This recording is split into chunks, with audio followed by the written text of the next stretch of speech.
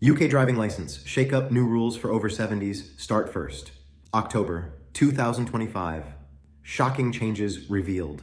The United Kingdom is about to witness one of the most significant changes in driving rules for elderly motorists in decades, and it all begins on the 1st of October 2025.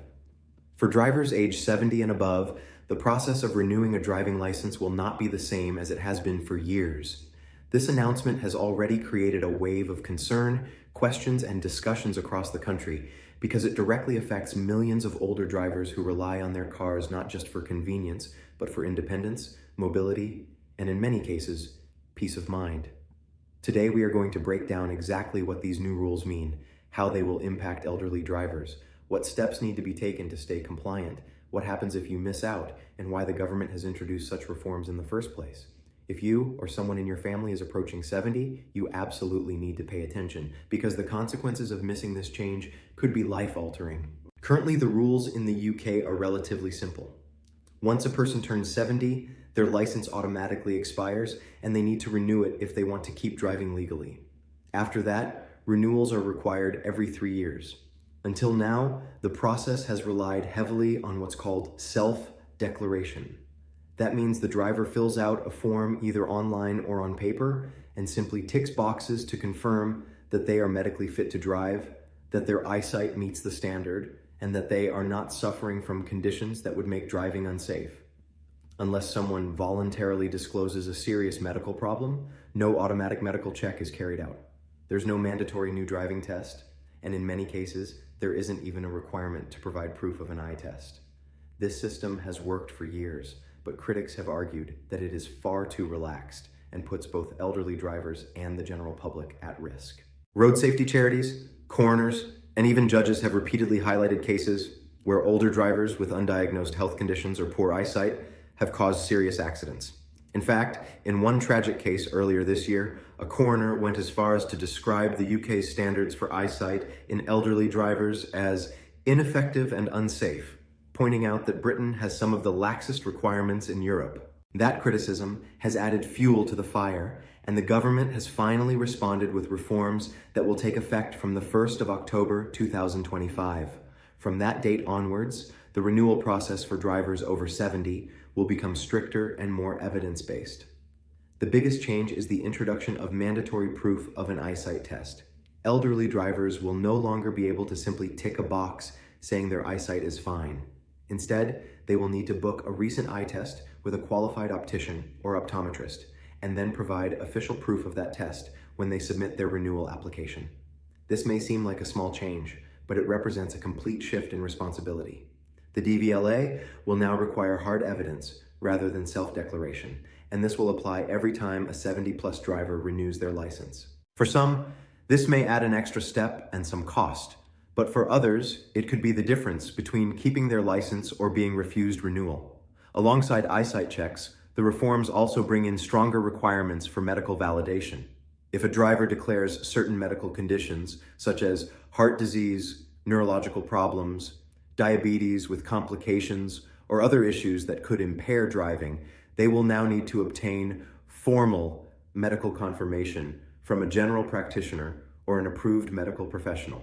The doctor will need to complete a DVLA medical form, confirming that the driver is fit to continue driving. In some cases, this could result in a shorter license renewal period of 1 or 2 years, rather than the standard 3, to ensure closer monitoring. These steps are designed to make sure that elderly drivers on the road are genuinely fit and safe behind the wheel. Another key change relates to older license entitlements, known as C1 and D1 categories. These categories cover medium-sized goods vehicles and minibuses, which many older drivers still have on their license due to grandfather rights. Up until now, many of these drivers were able to keep these entitlements after 70 without too much hassle. However, from October 2025, these rights will automatically lapse unless the driver provides the correct medical and eyesight documents.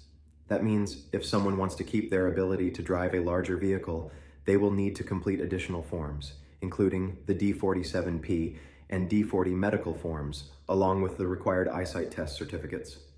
Failure to do so will mean those entitlements are permanently lost, although the driver can still keep their standard car license. One point that many people have been asking about is whether these new rules will introduce mandatory driving tests for elderly people. The good news is that there will not be a blanket driving test requirement. Most people will not need to sit behind the wheel with an examiner unless there is a specific concern flagged up by medical or eyesight checks. However, the DVLA has made it clear that in cases where safety is in question, such as suspected cognitive decline, dementia, or repeated health concerns, a driving assessment may still be ordered. So while this isn't part of the blanket reform, it remains a possibility on a case-by-case basis. The consequences of failing to comply with these new requirements are serious. If an elderly driver fails to provide proof of an eyesight test or doesn't submit the necessary medical documentation, their renewal could be refused, and their license will expire. Driving without a valid license is a criminal offense that can result in fines of up to £1,000. Even more importantly, if someone drives without a valid license and is involved in an accident, their insurance will almost certainly be invalid, leaving them personally responsible for damages, injuries, and legal costs. This could devastate a family financially. Beyond that, police can also issue penalty points or take further legal action. For drivers who rely heavily on their cars, especially those in rural areas without good public transport, the loss of a license can be a devastating blow, cutting them off from shops, hospitals, family visits, and daily independence. These rules have sparked intense debate. On one hand, road safety campaigners argue that they are long overdue. They point to data showing that eyesight issues are a growing problem among older drivers and that medical conditions are often underreported. They believe that requiring proof rather than self-declaration will save lives. On the other hand, some senior citizen groups say the changes unfairly target elderly drivers, adding new costs and burdens that may be difficult for some people to handle. They argue that access to opticians and GPs is already difficult in certain parts of the UK, and that these rules could lead to unfair license loss for otherwise safe drivers.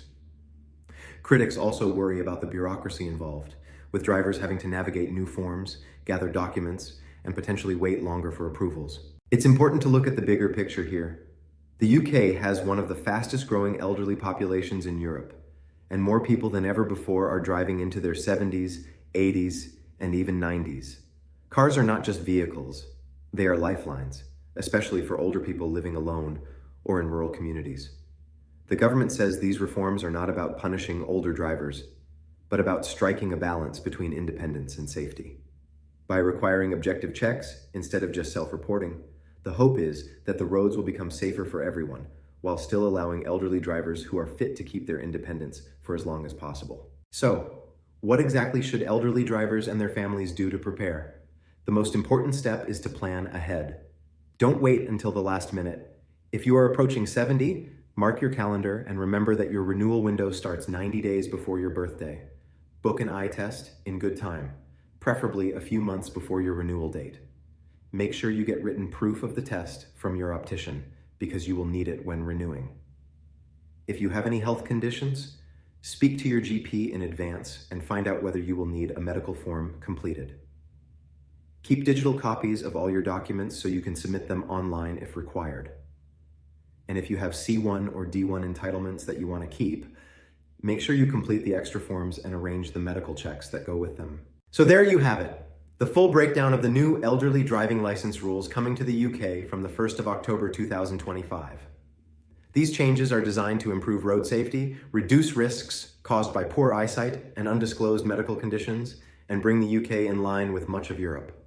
Whether you agree or disagree with them, they are happening, and the best thing you can do is prepare. If you found this video useful, make sure you give it a like, share it with anyone who needs to know, and hit subscribe for more updates on major changes that affect daily life in the UK.